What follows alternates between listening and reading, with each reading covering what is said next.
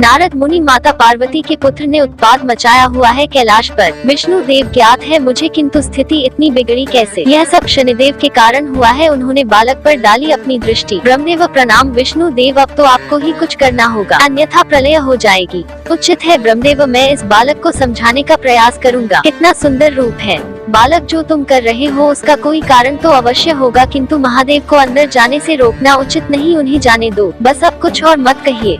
ब्रह्मादेव, इतना हट उचित नहीं है, हम तुमसे बड़े हैं, हमारा कहाँ मानना तुम्हारा कर्तव्य है। मैं अपनी माँ की ही बात सुनता हूँ और उनका आदेश कदापि नहीं टल सकता, और वो तो ब्रह्मदेव पर बार कर देते हैं। यह तो अपना तो भाग्य समझिए कि मेरे बार से बच गए, इससे पूर्व मैं आपको क्षति पहुँच, चले जाइए यहाँ से।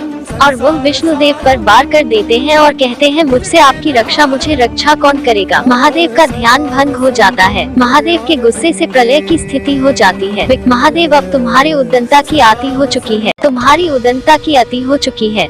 सत्य कहा आपने, आप सभी मेरे साथ अति ही कर रहे हैं। तुम्हारा अहंकार सभी सीमाएं लांघ चुका है। क्यों ना करो अहंकार, देखिए अपने सभी गणों को, देवताओं को, उनके पशुओं को जिन्हें मैंने पराजित किया अकेले अपने बल से, और जब आप विश्राम कर रहे थे तो आपने इन सभी को भेज दिया युद्ध करने। महादेव अंदर जाने के लिए आगे बढ़ते हैं।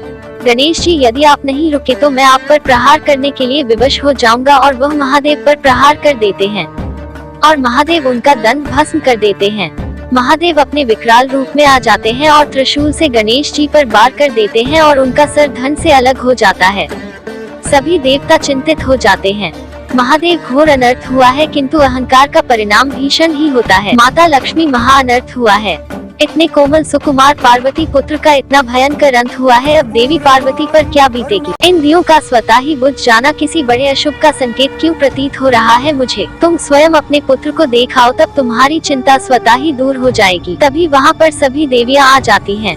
माता लक्ष्मी, अब मन शांत हो गया, आप सभी देवताओं का, आप लोगों को ज्ञात भी है कि ये देवी पार्वती का पुत्र था। ये कैसे संभव है? उन्होंने पुण्य व्रत पूर्ण कर मेरे स्वामी श्री हरि से पुत्र प्राप्ति का वरदान प्राप्त किया था। स्वामी के इस प्राप्त वरदान के फल स्वरूप देवी पार्वती के शरीर के उत्तरे उपतन से ही एक आकृति का निर्माण किया, और वही आकृति संजीव होकर पार्वती पुत्र के रूप में प्रकट हुई। अपने उसी पुत्र को द्वार की रक्षा के लिए छोड़कर देवी पार्वती महादेव के कैलाश आगमन के पूर्व मंगल स्नान करने गई। इसीलिए उनके आज्ञा का पालन करने के लिए उनका पुत्र किसी को भी अंदर जाने नहीं दे रहा था। इंद्रदेव, बहुत ही बड़ा अनर्थ हो गया हम सबसे। जो हुआ वह अनर्थ था, किंतु जो अब होने जा रहा है उसका आप सब अनुमान भी नहीं लगा सकते हैं। देवी पार्वती के क्रोध से किसी का भी बचना संभव नहीं। मैं उचित कर रही हूँ यमराज, आपको तो स्मरण होगा वक्त मार्कंडे के जब आप प्राण हरने गए थे, तब महादेव के प्रति दृष्टता हुई थी, और देवी पार्वती आदि शक्ति का रूप धारण करती हैं और यमराज को दंड देती हैं। और वहाँ पर माता पार्वती आ जाती है और कहती है, मेरा पुत्र कहाँ है? क्या बात है, आज तो यहाँ सभी देवता हैं, सब कुशल तो है ना? और सभी को प्रणाम करती हैं। सबके मुख पर दुख का भाव क्यों है? स्वामी यहाँ है, उन्हें मेरे पास आना चाहिए था, वो अकेले यहाँ क्यों है? और मेरा पुत्र कहाँ है? आप ही कुछ बताइए। और ये भूमि पर कौन पड़ा है, कौन है ये? और वो गणेश जी को देखकर उनके ऊपर सर रखकर विलाप करने लगती हैं और गुस्से से करती हैं, किसने मेरे पुत्र का वध किया? कौन है जिसने ये घोर अपराध किया है? तुम्हारा अपराधी मैं हूँ पार्वती, मैंने तुम्हारे पुत्र का वध किया है। माता पार्वती, मुझे मेरा पुत्र पुनः चाहिए। आप तो ईश्वर है ना महादेव, मेरे पुत्र को पुनर्जीवित कीजिए। यदि आप उसे जीवन देना नहीं चाहते तो मैं जीवित करूंगी उसे। और वह राख से उनका शीश बनाने लगती हैं। महादेव, रुक जाओ उमा, तुम्हारा प्रयास व्यर्थ है। ये शीश मेरे त्रिशूल के प्रहार से भस्म हुआ है, इसका शीश सदा के लिए नष्ट हो चुका है। माता पार्वती, तो सब कुछ नष्ट हो जाएगा। यदि मेरा पुत्र जीवित नहीं हो सकता तो संसार भी शेष नहीं रहेगा। माता पार्वती के आक्रोश में सभी देवियों शामिल हो जाती हैं और उनके रौद्र रूप से काली, तारा देवी व 64 योगिनी माता पार्वती के देह से उत्पन्न हो जाती हैं और वह सभी का संहार करने लगती हैं।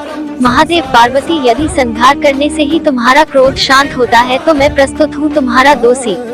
वो तुम्हारा पुत्र ही नहीं, मेरा भी पुत्र था, मैंने तो पहचान उससे, उसने मुझे नहीं पहचाना। शांत हो जाओ देवी पार्वती, तुम्हें तुम्हारा पुत्र पुनः प्राप्त होगा। शांत हो जाओ देवी पार्वती, पुत्र प्राप्ति की तुम्हारी कामना अत्यंत प्रबल है। ऐसा पुत्र जो असाधारण, दिव्या, सबसे भिन्न और अहंकार रहित होगा। स्वामी, आप अभिलंब मेरे पुत्र को जीवित कर दीजिए।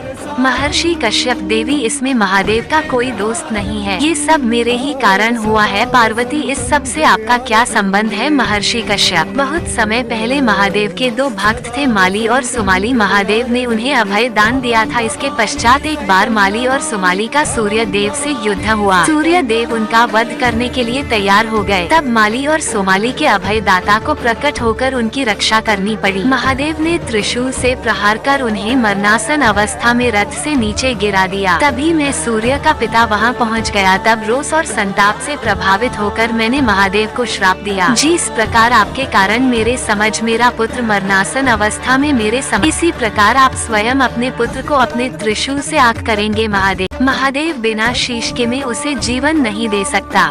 मेरे त्रिशूल के प्रहार से उसका शीश सदा के लिए नष्ट हो चुका है। इसका भी उपाय है, उसका धड़ किसी और शीश से जोड़ना होगा, तब मैं अपने पुत्र को पुनर्जीवित कर सकूंगा। पार्वती, किसी और का शीश जोड़ा जाएगा, किसका शीश होगा? वह महादेव जो होगा उचित होगा।